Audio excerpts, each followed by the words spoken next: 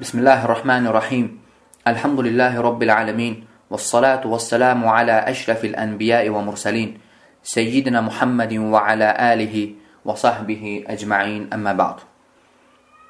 İnşallah bugünkü dərs Allahın sifətləri haqqında olacaq. Allah subhanahu və teala'nın sifətləri haqqında. Bu mövzu çox mühüm mövzu. Ona görə mühümdür ki, bu mövzuda azmaq, digər mövzularda azmaq kimi deyil. Yəni, bu daha şiddətlidir. Aydınlı qardaşlar. Ona görə hər bir müsəlman Rəbbini tanımalıdır. Allahı tanımaq isə onun ad və sifətlərini öyrənməklə mümkündür. Lakin, necə bilirsiniz, bu mövzuda çox firqələr azıb və böyük zəlalətə düşüblər. Və elə bu baxımdan da mən sizə qaydalar zikr edəcəm. Hansı ki, bu qaydalar Əhl-i-Sünnə və Cəmaənin etiqadında dirək qaydalardır, yəni əsaslardır. Və bu qaydalar ona görədir ki, sən bu mövzuda azmayasan. Ona görə bu qaydaları bilmək vacibdir, qardaşlar. Vallahi, qardaşlar, bu mövzuda salamat qalanlar Allah tərəfindən böyük nemət içindədir. Aydın oldu? Ona görə bu qaydaları zikr edirəm və çalışın, öyrənin və etiqad edin. Öyrənin və etiqad edin. Deməli, birinci qayda, nəyi ki, Allah Teala öz kitabında özünə isbat edib və həmçinin nəyi ki, Peyğəmbər sallallahu aleyhi və səlləm Allaha isbat edib, onu təhrifsiz, inkarsız, keyfiyyətinə varmadan və oxşatmadan isbat etmək. Bu ən birinci qaydadır. Təhrifsiz, inkarsız, keyfiyyətinə varmadan və oxşatmadan isbat etmək.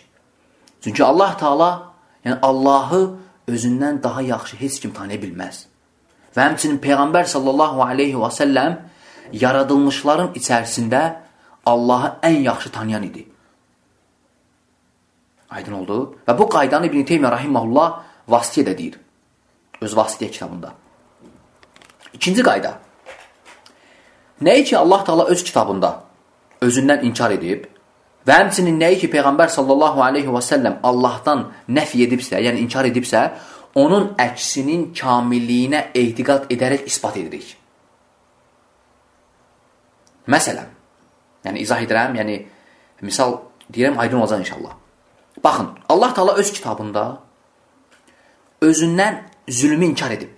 Allah Teala buyurub ki, وَمَا رَبُّكَ بِظَلَّامٍ لِلْعَبِيدِ Sənin Rəbbin qullarına qarşı zülmkar deyildir. Yəni Allah Teala bizə bildirib ki, o zülm edən deyil. Yəni özündən zülmü inkar edib. Bunun əksi isə, yəni zülm etməyin əksi ədalətli olmaqdır. Deməli Allah Teala özündən zülmü inkar etməklə biz bildik ki, Allah Teala kamil şəkildə adildir. Aydın oldu? Yəni etiqad edirik ki, Allah subhanahu və teala ədalətlidir. Həmçində başqa sifətlər. Hansı sifəti ki, Allah subhanahu və teala özündən inkar edib, deməli onun əksinin kamilliyinə etiqad edərək isbat edirik. Bu qaydanı İbn-i Teymiyyə rahiməhullah Tədmuriyyə kitabında qeyd edib. Üçüncü qayda. Allah subhanahu və teala'nın sifətləri təvqifidir. Yəni sifət babı təvqifidir. Yəni, Quran və sünnədən qırağa çıxmaq olmaz. Quran və sünnədən qırağa çıxmaq olmaz. O mənada ki, nəyi ki Allah Teala öz kitabında özünə isbat edib və həmçinin nəyi ki Peyğəmbər sallallahu aleyhi və səlləm Allaha isbat edibsə, biz də onu isbat edirik. Və nəyi nəfi edibsə, yəni inkar edibsə, biz də onu inkar edirik. Yəni Allahın sifətləri, yəni sifət babı təvqifidir. Yəni vaqf etmək lazımdır, vaqf. Durmaq lazımdır. Nə ki Quran və sünnə deyib, odur. Aydın oldu? Bu qaydanı İbn-i Teymiyyə rahiməhullah öz fətavasında deyir. Dördüncü qayda. Əhl-i-Sünnə və Cəmaə mücməl ləfslərdə, mücməl yəni hansı ki nə isbatı varid olub, nə də ki inkarı, bu cür ləfslərdə təvaqquf edib. Yəni dayanıb Əhl-i-Sünnə və Cəmaə. Mənası haqqında isə təfsilata varıb. Yəni o sözlər, o ləfslər ki mücməldir, yəni varid olmuyor, Əhl-i-Sünnə və Cəmaə o ləfslərin mənası haqqında təfsilata varıb. təfsilata vardıqdan sonra batil mənadırsa, onu Allahdan uzaq edirlər. Yəni, Allah Teala ondan münezzəhdir. Yox, əgər mənası səhihdirsə, bu zaman mənanı qəbul edirlər və lakin deyirlər ki, səhih, yəni daha düzgün odur ki, bu ləfsi tərk edib, şəriətdə varid olan ləfsi işlədəsən. Aydın oldu? Yəni, bu mücməl ləfsi tərk edib, şəri ləfsi işlədəsən. Məsələn, yəni buna misal, yəni daha aydın olmaq üçün, cihəd ləfsi. Biz bu ləfsi nə isbat edirik, nə də inkar edirik. Çünki bu ləfs varid olmayıb. Yəni cihəd yəni tərəf, yəni hər hansısa bir məkan. Bəziləri Allah Teala cihəd isbat edirlər. Və bu ləfs varid olmayıb Quran və sünnədə. Yəni Allah Subhanahu Taala'ya. Bu sonradan çıxan ləfsdir. Lakin biri gəlib Allah barəsində bu ləfsi işlətsə və desə ki, Allah filan cihəddədir. Biz ondan soruşuruq. Və deyirik ki, sən bu ləfslə nəyi qəsd edirsən? Soruşuruq ondan. Qəsdini soruşuruq. Əgər desə ki, mən bu ləfslə filan bir məkanı qəsd edirəm, hansı ki, o məkan Allahı əhatə edir. Biz ona deyirik ki, bu batildir. Allah bundan münezzəhdir. Və ona rədd edirik. Rədd edirik. Aydındır? Çünki Allah Taala'nın heç nə əhatə edə bilməz. Yəni, artıq o ləfz batil oldu. Allah Subhanahu Taala münezzəhdir o ləfzdən.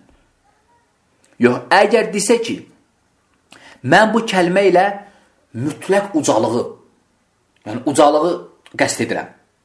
Bu zaman biz ona deyirik ki, bu məna səhihdir. Mənası səhihdir, mənası. Lakin daha yaxşıdır sən deyəsən ki, Allah səmadadır.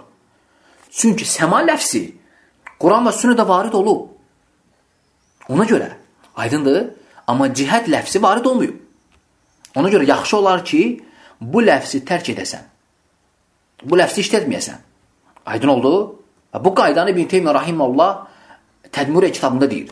Bu mühümdür. Aydındır? Yəni bu qaydanı bilmək mühümdür. Yəni öyrənin bunu. 5-ci qayda, o sifətlər ki, səhih nəqillə sabit olub, yəni o sifətlər ki, Allah barəsində səhih nəqillə, yəni Quran və sünnələ sabit olub, deməli, mütləq və mütləq sağlam əqilə müvafiq olmalıdır. Aydın oldu? Yəni, əgər bir sifət ki, Allah subhanahu və teala, yəni ispat olunub ki, o Allahın sifətidir, yəni Quran və sünnədə varid olubsa və sonradan hansısa bir insanın əqli onu qəbul etmirsə, misal üçün ziddiyyətlıq təşkil edirsə, yəni problem əqildədir. Ona görə mütləq sağlam əqilə müvafiq olmalıdır. Yəni əqil sağlam olsa, yəni bu müvafiq olardı. Yəni problem səndədir. Yəni ağlın sağlam deyil ki, müvafiq olmayıb. Aydın oldu? Və qayda da budur ki, o sifətlər ki, səhih nəqillə sabit olub, deməli mütləq sağlam əqilə müvafiq olmalıdır. Bunu İbn Qayyim rahimehullah Muxtasar Səvaikul Mursələ kitabının 1-ci cildinin 141-ci və 253-cü səhifəsində deyir. Rahimehullah. 6-cı qayda. Allahın sifətlərinin keyfiyyətinə varmaq istəyini özündə yox etməlisən. Bu da çox mühümdür, qardaşlar. Allahın sifətlərinin keyfiyyətinə varmaq istəyini özündə yox etməlisən. Yəni, sən heç vaxtı belə bir fikrə gəlməməlisən ki, haçansa Allah Taala'nın sifətlərinin keyfiyyətini öyrənmək istəyəsən. Xeyr, olmaz bu. Çünki Allah Taala buyurur ki, وَلَا يُحِيطُونَ بِهِ عِلْمًا Onların elmi onu ehtiva edə bilməz. Aydındır? Onların elmi onu, yəni Allahı ehtiva edə bilməz. Ona görə nə badə Allahın sifətlərinin keyfiyyətini bilmək istəyəsən. Xeyr. Aydındır? Allah subhanahu və teala'nın sifətlərinin keyfiyyəti məchuldur. Aydın oldu, qardaşlar? Yəni, nə qədər bu istək sənə gəlsə, özündə yox etməlisən bunu. وَلَا يُحِيتُونَ بِهِ عِلْمًا Ayə var, açıq aydın. Onların elmi Allah'a ehtiva edə bilməz. Və bu qaydanı Muhammed Əmin Şinqit rahiməhullah öz Minhəc və Dirasət li-Əyət l-Əsmə və Sifət kitabının 26-cı səhifəsində deyir. Muhammed Əmin Şinqit rahiməhullah. Minhəc və Dirasət li-Əyət l-Əsmə və Sifət kitabının 26-cı səhifəsində. 7-ci qayda. Hər bir ad ki, sabit olub bu Allahın adıdır, o adların sifəti var. Aydın oldu? Və əzbərləyin. Hər bir ad ki, sabit olub ki, bu Allahın adıdır, o adların sifəti var. Yəni, hər bir addan sifət çıxır. Yəni, hər bir adın sifəti var. Amma əksi belə deyil. Yəni, hər bir sifətdən ad çıxmır. Yəni, əksi olaraq. Aydın oldu? Məsələn, yəni, misal deyim, aydın olsun. Allahın Rəhman adı. Rəhman adı rəhmət sifətini daşıyır. Yəni, Rəhman adından rəhmət sifəti çıxır. Həmçinin Allah subhanahu və teala'nın Kərim adı. Bu addan Kərim sifəti çıxır. Və beləcə də hər bir ad. Yəni, hər bir addan sifət çıxır. Amma hər bir sifətdən ad çıxmır. Yəni, əksi olmur. Aydındır? Məsələn, biz bilirik ki, Allahın iradəsi var. Allahın iradəsi var. Demək olmaz ki, əl-murid. Aydın oldu? Yəni, ad kimi olmaz. Yəni, sifətdən ad çıxmır. Və ya Allah subhanahu wa ta'ala ərşə istiva edib. Yəni, istiva Allahın sifətidir. Lakin demək olmaz ki, əl-mustavi. İstiva edən. Yəni, bu cürdən ad kimi çağırmaq olmaz Allahı. Yəni, mustavi. Misal üçün, ərşə istiva edən. Yəni, ad kimi olmaz. Yəni, sifətdən ad çıxmır. Aydındır? Bu qaydanı da İbn-i Qeyyim rahiməhullah Bədəil Fəvaid kitabında və həmçinin İbn-i Seymin rahiməhullah Qavaid-ül Muslə kitabında zikr edir. 8-ci qayda. Allahın bütün sifətləri kəmaldır.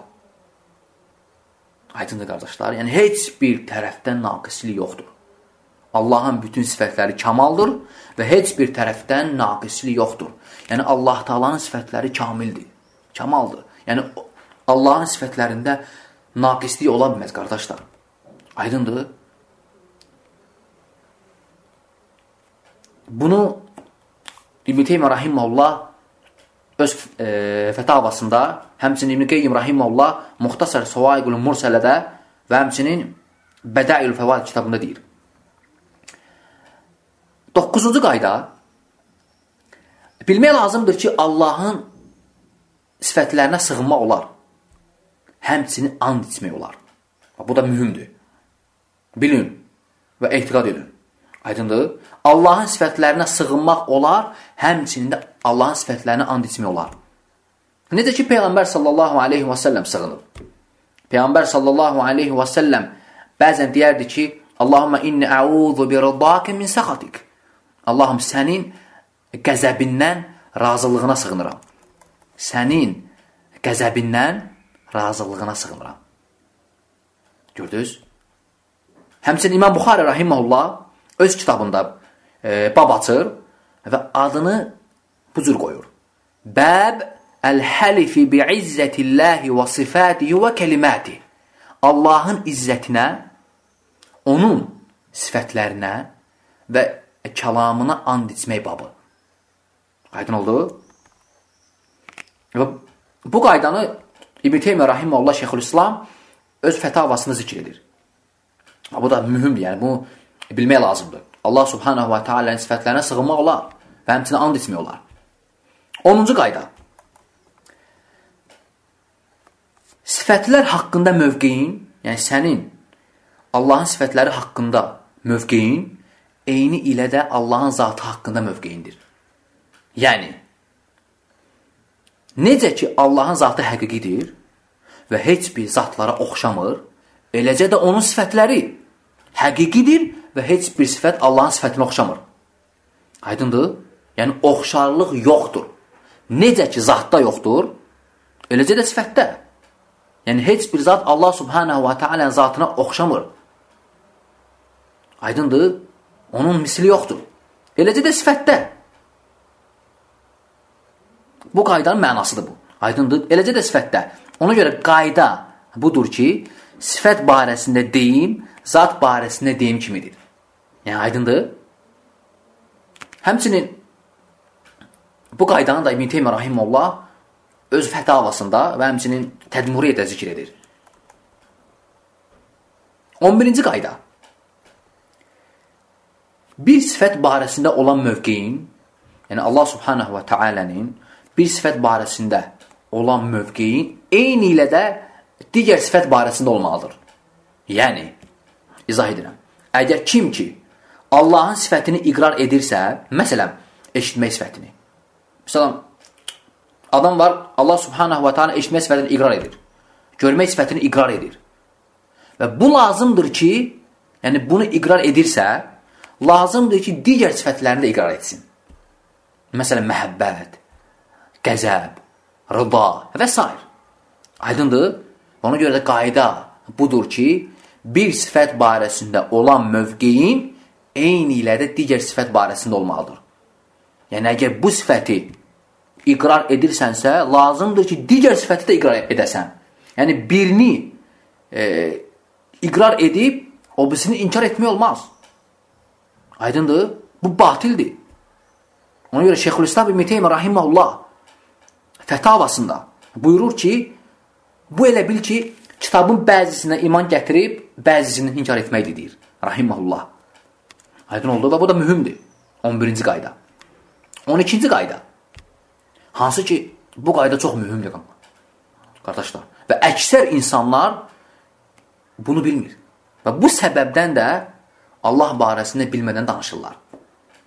Deməli, bu qayda belədir ki, hər Allaha izafət olunan onun sifəti deyil. Aydın oldu? Allaha izafət olunanlar iki növdür. İki növ var. Yəni, hər Allaha izafət olunan onun sifəti sayılmır. Yaxşı, burada sual çıxır ki, bəs bunu necə təyin etmək olar? Yəni, necə təyin etmək olar ki, Allaha izafət olunan onun sifətidir, yoxsa məxluqdur? Diqqətlə qulağına izah edirəm. Allaha izafət olunanlar iki növdür. Birincisi, özü özlüyündə dura bilən şeylər. Özü özlüyündə dura bilən şeylər. Məsələn, ev. Yəni, ev özü özlüyündə bir şeydir. Və buna deyirlər, aynən qaimə binəfsihə. Yəni, özü bir şeydir və özü özlüyündə dayanır. Aydındır? Deməli, bu cür şeylər Allaha izafət olunduqda o Allahın sifəti sayılmır.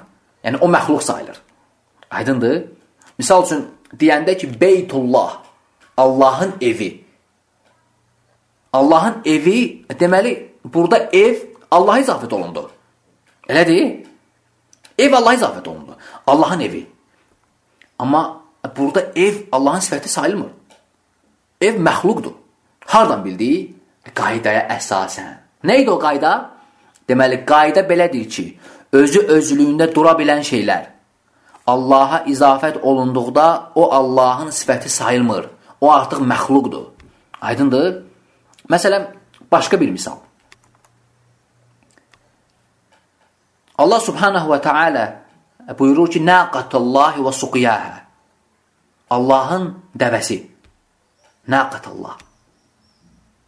Deməli, burada dəvə Allaha izafət olunub. Amma sual çıxsa ki, dəvə Allahın sifətidirmi? Cavab budur ki, xeyr. Çünki dedik ki, özü özlüyündə dura bilən şeylər Allaha izafət olunduqda o Allahın sifəti yox, məxluq sayılır. Dəvə isə özü özlüyündə bir şeydir. Yəni, müstəqil özlüyündə dura bilən bir şeydir. Aydındır? Deməli, Allahın sifəti sayılmır. Həmçinin başqa misal. Yəni, misallar deyirəm ki, aydın olsun. Çünki bu məsələ çox mühümdür. Aydındır? Bu məsələ çox mühümdür, qardaşlar. Öyrənin bunu. Məsələn, Allah subhanahu wa ta'ala buyurur ki, فَأَرْسَلْنَا إِلَيْهَا ruhana fətəməssələ ləhə bəşərən səviyyə. Biz öz ruhumuzu, yəni Cəbraili onun yanına göndərdik. Öz ruhumuzu, ruhana. O Məryəmin qarşısında kamil bir insan sürətində peyda oldu. Burada ruh Cəbraildir yəni. Yəni Cəbraili onun yanına göndərdik. Deməli ruhun, yəni Cəbrailin Allaha izafət olunması, ruhana, yəni biz öz ruhumuzu, yəni ruh burada Allah subhanahu wa ta'ala izafət olub. Allaha izafət olunması səni çaşdırmasın ki, ruh Allahın sifətlərindəndir. Xeyr. Aydındır? Çünki dedik ki, özü özlüyündə dura bilən şeylər Allaha izafət olunduğunda o Allahın sifəti sayılmır. O artıq məxluqdur. Cəbrail isə aynən qaimə binəfsihədir. Yəni özü özlüyündə var olan bir şeydir. Yəni Allah Taala onu xəlq edib və o öz özlüyündə dura bilən bir şeydir. Aydındır? Deməli Allahın sifəti ola bilməz. Necə ki bu qaydanı Şeyxülislam İbn Teymiyyə rahimehullah qeyd edir. Şeyxülislam rahimehullah buyurur ki: "Ennel mudafə in kana şey'an qa'iman bi nefsihi aw hallan fi zalik el-qa'im bi nefsihi fehada la yakunu sifatan lillah." Allaha izafət olunan. Diqqət qulaq asın, Şeyxülislam İbn Teymiyyə sözüdür. Allaha izafət olunan əgər özü özlüyündə dura bilən bir şeydirsə, bu Allahın sifəti ola bilməz. Və sonra rahimehullah buyurur ki: "Lakin udifat li naw'in min al-ixtisas." Lakin bunların Allaha izafət olunması xüsusi təşrifdir. Yəni şərəfli bir şey olduğuna görə Allaha izafət olunur. Aydın oldu? İkinci növü isə, yəni Allaha izafət olunanın ikinci növü, buna deyirlər idafət-u vasf, vəsfin izafət olması. Yəni sifətdir. Özü özlüyündə dura bilmir. Özünün duracaq yeri yoxdur. Yəni başqasında dayanır. Bunun izahı deməli, əgər Allaha izafət olunan özü özlüyündə dura bilmirsə və yalnız sifətdirsə, məsələn, elm, qüdrət, kəlam, razılıq, qəzəb və s. O sifətlər ki, özü özlüyündə dura bilmir. Yəni, bunlar nəyəsə izafət olmaqla onun sifəti sayılır. Aydındır? Yəni, özü özlüyündə dura bilmir. Nəyəsə izafət olunmalıdır. Aydın oldu?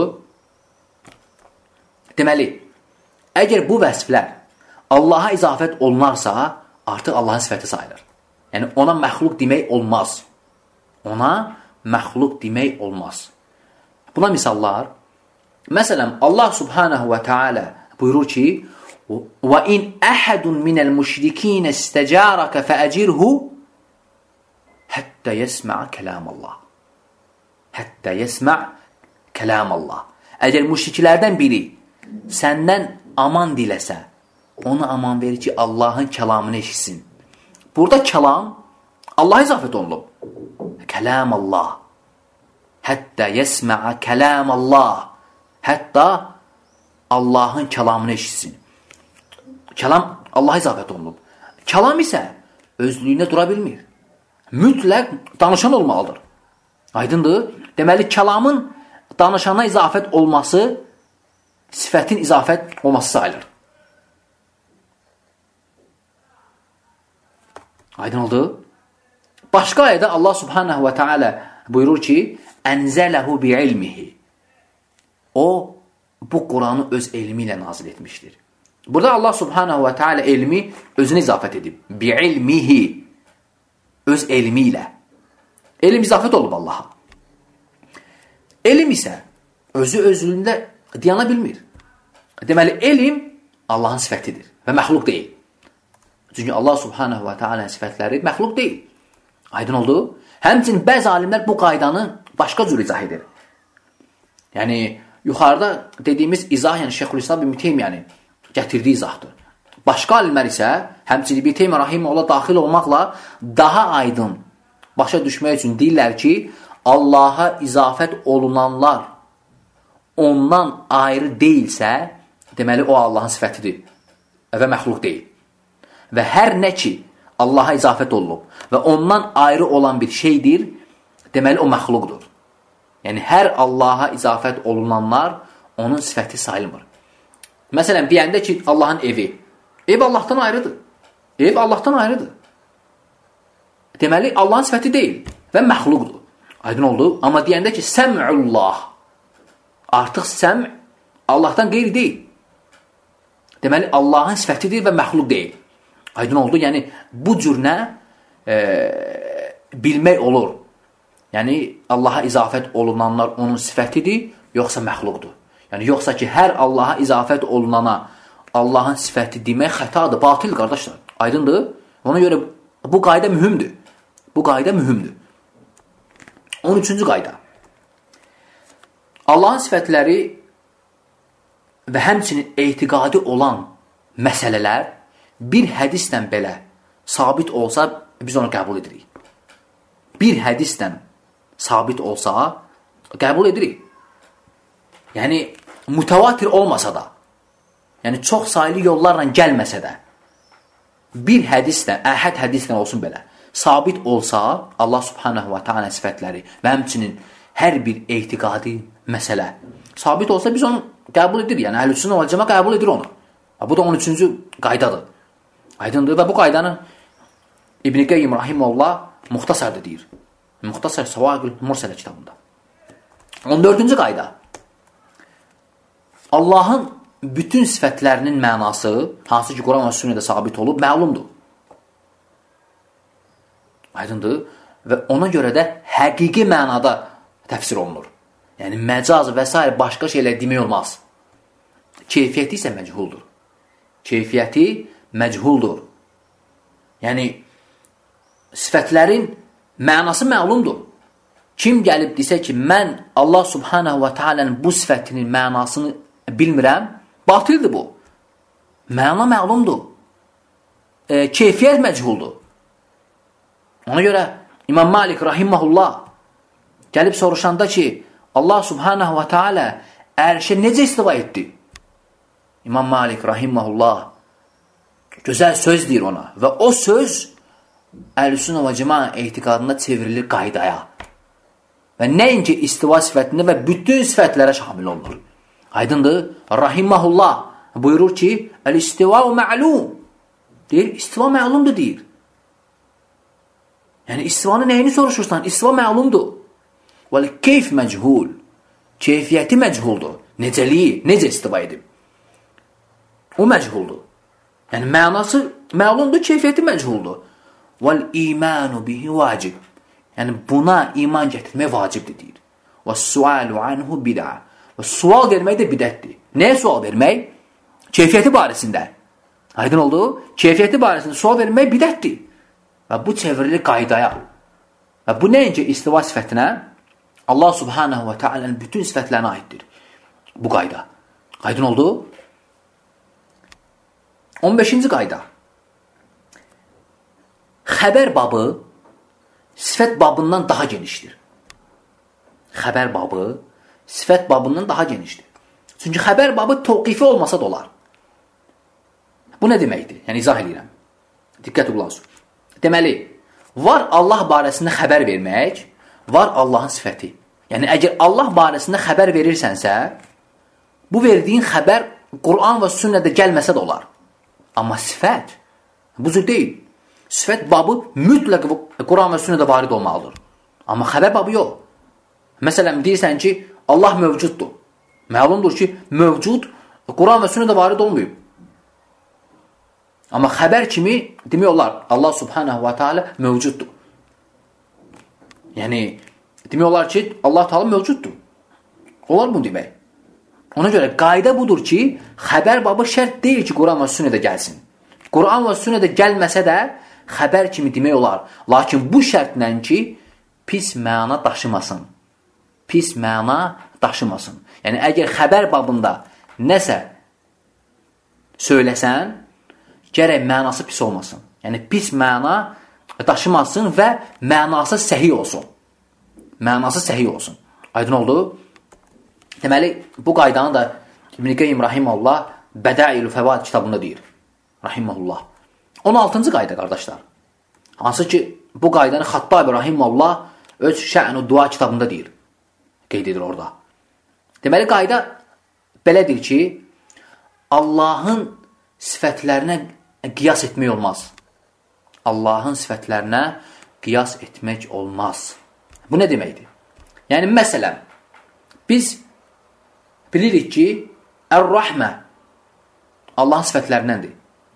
Rəhmət edən, rəhmət etmək. Yəni, rəhmət Allah Subhanahu wa Ta'ala'nın sifətlərindəndir. Elə deyil, elə deyil. Bəli, rəhmət Allah Subhanahu wa Ta'ala'nın sifətlərindəndir. Və buna qiyas edib, deyə bilmərik ki, əgər rəhmət sifəti varsa, deməli Allahın yumuşaqlıq və ya yazığı gəlmək və ya heyfslənmək və s. bu kimi sifətlər də var. Xeyr, olmaz belə, aydındır. Yəni, belə qiyas etmək olmaz. Və ya başqa bir misal. Biz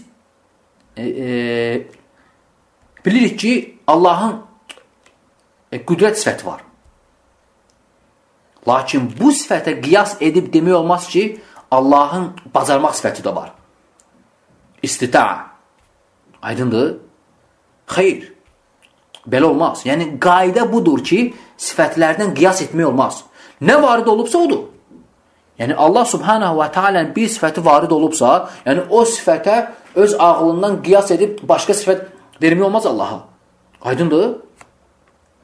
Çünki yuxarıda qeyd etdik ki, qaydalardan biri də budur ki, Allahın sifətləri təvqifidir. Yəni, nə Quran və sünnədə gəlibsə odur. Yəni, Quran və sünnəni aşmaq olmaz sifətlərdə. Aydındır? Və bu da çox mühümdür. Diqqət edin buna. 17-ci qayda. Yəni, bu sonuncudur. Yəni, inşallah bunu da zikr edim. 17-ci qayda budur ki, Allahın sifətlərinin həsri yoxdur.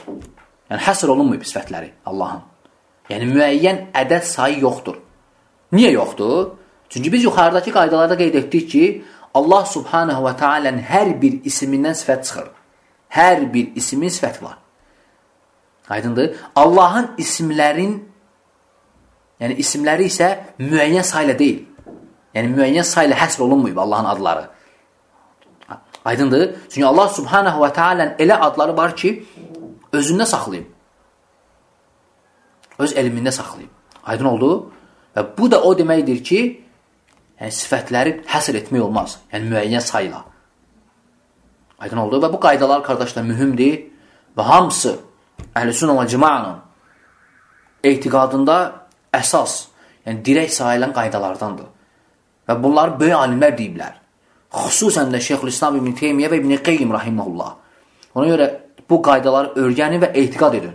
Aydındır? Və bununla kifayətlənirəm və Allah Subhanahu wa Ta'ala'dan istəyirəm ki, yəni eşidənlər üçün faydalı etsin və həmçinin Allahdan istəyirəm ki, bizi Əhl-i-Sünnə və Cəmaə etiqadında sabit etsin və həmçinin Allahdan istəyirəm ki, bizi eşli faydalardan etsin. Və sallallahu alə nəbiyyinə Muhammed və alə alihi və sahbihi ecmaîn. İxlasla.com saytı tərəfindən təqdim olundu.